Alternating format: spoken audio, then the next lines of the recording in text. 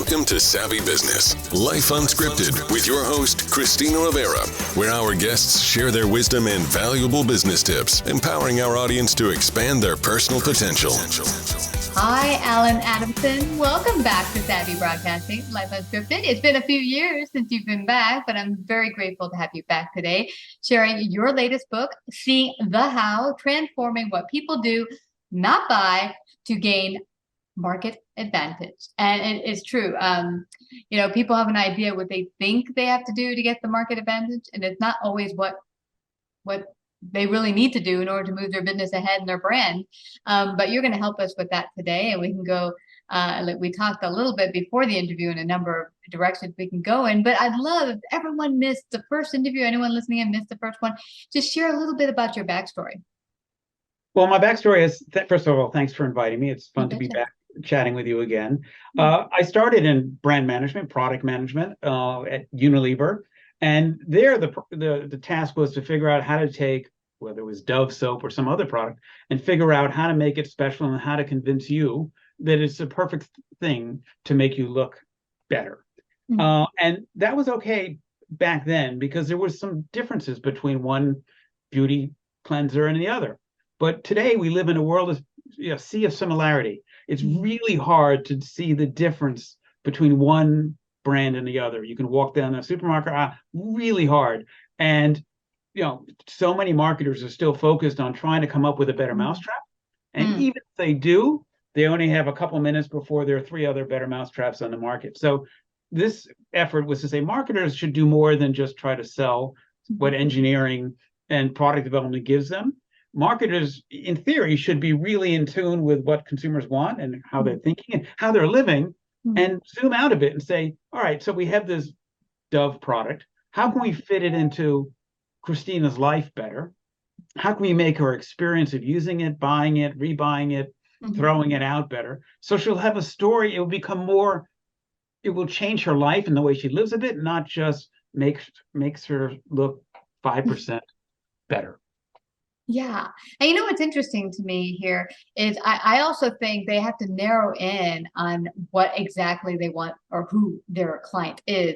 Because I think, I'm Christina, but there might be other people who don't really fit in with the maybe Dove or whatever the product line is, and trying to hit every single person in the world is what I see some of the business owners I've talked to try to do. They want the widest kind of net as possible. Right.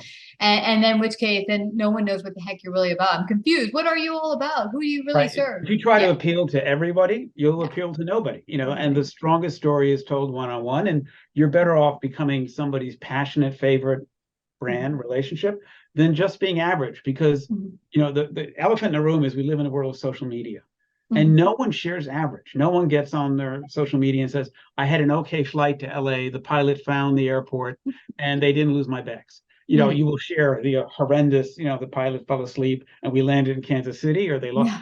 So to share something, you have to have an experience that you want to share, and it's more likely to be about something about how that you did differently. I'll give you an example. I went to take my car in to get a service, and the way that's been done for years is the mechanic comes out and shows you a piece of paper, and you need this, this, and this, and it'll cost this, and we'll be ready in 2 hours. This time I got a text when my car went in, and they said, look, we're under your car, and they had a video camera for iPhone, and look at your brakes here. They're a little run down. And so all of a sudden I was under the car. He showed me the brake lining, and it changed the experience. So the same service, I trusted them more because I could see the brake lining. I just didn't take his word that I needed a zippity bop. And so there's an example of how industry has been doing it the same way forever. But just by zooming out and say, how can I make the experience of getting my car serviced more interesting? And using off-the-shelf technology, maybe they want to go under the hood. Maybe I can use this to show that now here's a red box and here's a blue box. So marketers need to zoom out from just worrying about how do I convince Christina to use Dove to say, how can I fit in, let me get to know her better and fit into her life better and figure out how I can make her life a little easier. That's a really good point, Alan. I recall early on when I started consulting, I thought, hey, I started out in the industry accounting, mostly doing the AR side, going to get the cash for B2B businesses. Right. And when I started my consulting business, I said, I'll just teach business owners, especially really small ones launching out of the gate, how to do this for themselves. And then they won't need my help, and this will be awesome. What I didn't ask or think to ask is, do business owners really want to get intricate into learning all of the AR accounts receivable stuff? Or would they like someone to handle that? Now you have to have a handle of your in and out, what's going in, what's coming into your business. But other than that, they didn't want to get sticky with here's the AR process. They wanted someone to come in. So once I had set up all these courses and then ran them, people were like, we don't want that. We want you to come in and do it. So right. that's what you're talking about there. Really decide, learning what does your client actually want? Do they want to get into the hood, or would they rather you break it out in a way where you're taking my concerns under heed, but I know you're handling it and you're letting me inside the process. Right. And one of the book's things that we look at the market through different lenses. And one of the lenses I developed is called seeing like a concierge. So when people say they're happy, yeah, right, maybe. But if you said, does this food taste good? Yeah, that's all right. No, they're not that. But if you like, a good concierge can actually see look, you look too busy. Why don't I pack this lunch up for you and deliver it to where you're going, so you don't have to carry it through the park? And part of being a good concierge.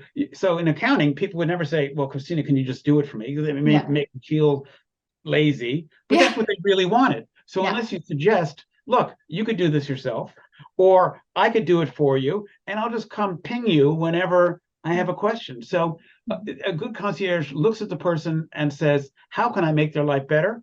Because often they don't see that. They just assume that this is the way it is. You hire an accounting consultant and they're going to build a better system for you, and then they're going to go away, and then you're going to be left trying to log in and forgetting the password.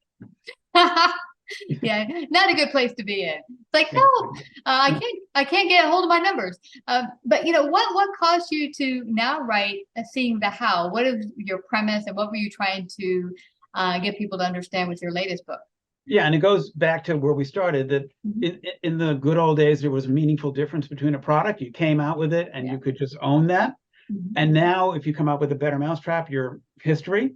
So, zooming out and saying, if my whole job is to market what is, that's not enough. I need to figure out how, yes, I want to sell my solution, but how do I fit it into people's lives? How do I get people to talk about it, share it, and change their experience? A lot of this was driven by the pandemic. If I had told you, there's no need to fly to a client meeting in another city just to review the status of a project before the pandemic, you would have said, look, I can't call my client and say, I just want to do a FaceTime call. But now we realize that, if you only have a half-hour meeting, you don't have to fly 5 hours to get there. So people are starting to get more comfortable with, trying new things. And I think marketers need to not be so myopically focused on the product and how to sell it, but look at how it might fit into their lives better. I'll give you another quick story. Cool. Everyone talks about how easy it is to shop online, and all you have to do, if you don't like it, you just print out a label and you go to the post office or UPS and you drop the box back, and it's easy as that. And everyone says that's the way online shopping is. I went to visit my daughter at university last year, and I went to a sorority house, and it looked like a shipping and receiving dock for boxes were piled from Amazon and Target to the ceiling, because everyone's getting, every kid's getting lots of. And I asked around the sorority, how do you return this? Well, we don't have a printer. I don't even know where the post office is. So what it seems obvious to most people, or many people, to people who are too busy and get lots of packages, they couldn't do it. So a startup happened in the Northeast here called Return Queen, and they you just leave it on your front door. They pick it up, they wrap it, they ship it back for you, and then they email you when you get when it gets the refund. So it gets back to your story about they wanted you to do it. If you ask people what would make online shopping easier, I don't think people would suggest, gee, if I didn't have to pack this up and take it to the post office, why don't you pick it up for me? But if you offered that to them, all of a sudden your online experience is going to be, well, gee, I don't have time to return 10 boxes a week, but I'll just leave them all in a big sack, and they'll come by, pick it up, sort. This one goes to Amazon, this one goes to Target, this one goes to Nordstrom's, and figure it out. Well, what I'm getting from you, the most important part, let's say a business is coming out of the gate today and they're like, how do I present what I have, my gifts, my value to the marketplace in a way they most need or desire? It sounds to me like the best place to start is to ask questions of your prospective clients about their or life. observe them and say, isn't it strange that, everyone does, you have to look at the world with fresh eyes. So instead of saying, here's my product, and I got to tell people why it makes your teeth whiter, and that's why I got to knock on your doorbell and say, look at this great toothpaste. It makes you stop focusing on the product, zoom out and say, let me observe, what they do, what somebody does to get ready in the morning, and figure out how I can make it easier, how my product can fit into their lives better, how I can add some service to it to make the experience better. And so marketers have been so focused on how do you position it and how do you market it. Their real expertise should be, I really understand what's important to Christina and what stresses her out and what takes her time. She may not tell me. If I ask, she'll tell me. Or if I observe that she's really getting impatient waiting in line at the post office, she'll tell me, yeah, I'm here returning 3 boxes. I wish they'd pick them up. What a waste to line up at UPS. Yeah, well, what I'm getting from the business you talked about picking up boxes, is that they must have gone about and realized, hey, wait a second, here is a need. And often that's how businesses come about. Maybe the very people who built it had that very need themselves and said, wouldn't this be awesome if this existed? And then they created it. And that I find, yeah, you have to, and your product can fit into that. I mean, Apple made a big success in many ways, but it understood that for technology, if you had to read an instruction book that was like a 70-page brochure, it didn't matter how much you wanted the product. Most people, especially men, would say, forget it. I'm not reading the instructions. And so, the underlying insight was that if you have to read instructions, it's too complicated. The name's got to be simple and it's got to feel intuitive. Otherwise, and I don't want to feel like an idiot. I don't want to ask somebody, I can't answer my phone, how do you do an email on this thing? Yeah, exactly. It's really going out and getting the data by really just observing life. And, this reminds me, Alan, many years ago, I had started out as a volunteer at the School of Children with Challenges, mental retardation or autism and the such. And, I didn't know what to do from Adam. They gave me some training, but I really felt out of sorts. So what I decided to do, the first week I was there just to observe, and I just took notes and just watched. And that was the most instrumental in helping me get acclimated and find a way that I could fit in to help in the situation. As you were saying, just to observe what was needed in this particular. That's how I start my book. The importance of going in with fresh eyes, observing, asking questions. When you go to a lot of marketers today and you go to a beer company, they say, Alan, I've been in the beer business 20 years. This is how we do things. We give some free bottles to the bartender. We give them a T-shirt. That all was true. And it is probably still the best way. But if you go in there and say, gee, how might someone else market a beer if I landed from Mars? I don't know the category. And why do you always, and if you ask why a lot, you'll be a better marketer than if you ask how. Yeah, and I love that you said that, because if, say, an alien were to drop onto the planet and they don't even know what beer is, you'd have to try to get them to understand that it's, this is a drink and it's fermented and this is why people drink it. Maybe you'll be interested in it. But if they're just dropping into the planet, they don't even know what they're looking at. Right. So there seems like to be a little education in there for consumers to find out not only where they're at and how you might fit in their life, but also, what it is your product is and how it might serve them. Yeah, and because when you get in an industry, you get so much tunnel vision. This is the way you do it. We talked before the show. I'll give you an airline example. Airlines have always been concerned about safety and comfort on the plane and service and baggage, and those are all critically important. But one airline went out and said, gee, what's also important when you arrive at an airport and you get to the gate, you don't know how long it's going to take you to get from the drop-off point to the gate. You're gate 45B. That could be a 5-minute walk, or these days it could be a half-hour walk.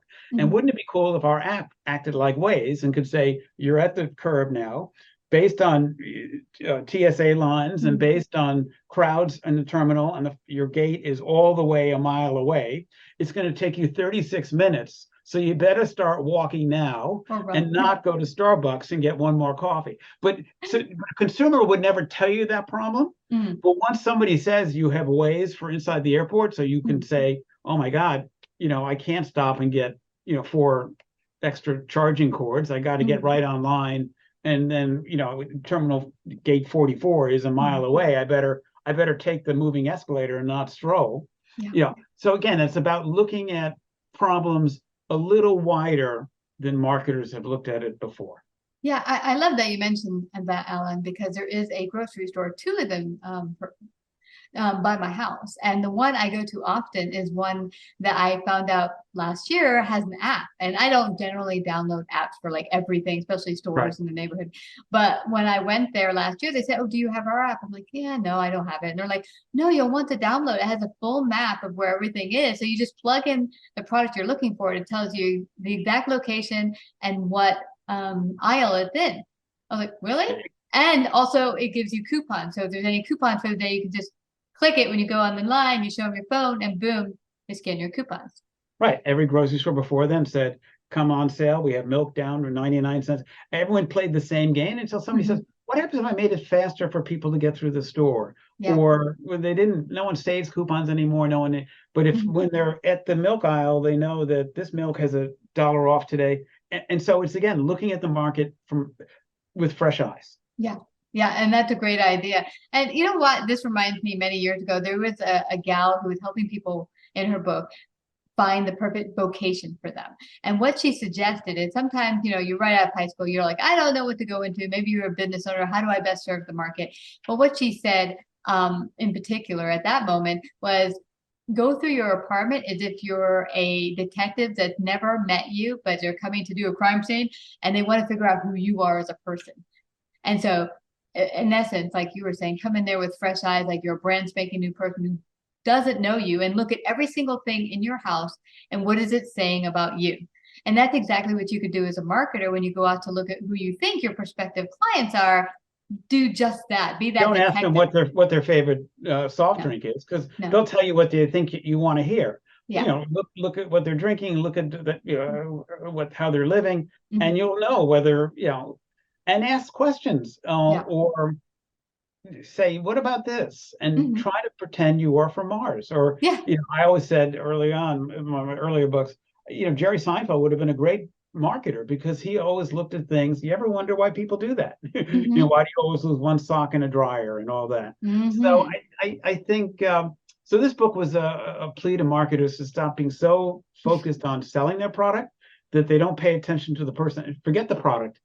Your expertise is really looking at, as you said, just being curious and observing for a week. And then if you can observe your customer, you'll come up with a better way to make their life easier, better, more fun. And you'll make them a fan of your brand or product. Yeah, really, you're really becoming, instead of the marketing of products, you're becoming the person that solves people's problems in life. And how can I help them do that? And that's what you're doing. So, this has been an awesome conversation. I know we can go on a lot longer, but I don't want us to leave without everyone finding out how they can get their very own copy of Seeing the How. How can they do that? At bookstores or Amazon or, seeingthehowbook.com or just emailing me and I'll tell you how to get it. Awesome. You can look up Alan Adamson, and if Google's doing its job, I'll come up hopefully close to the top of the page. I know you will. Well, Alan, I just have to thank you again for coming back to Savvy and sharing your great wisdom today on Savvy Broadcasting. Thank you. It was fun as always. Like, subscribe, and share this episode.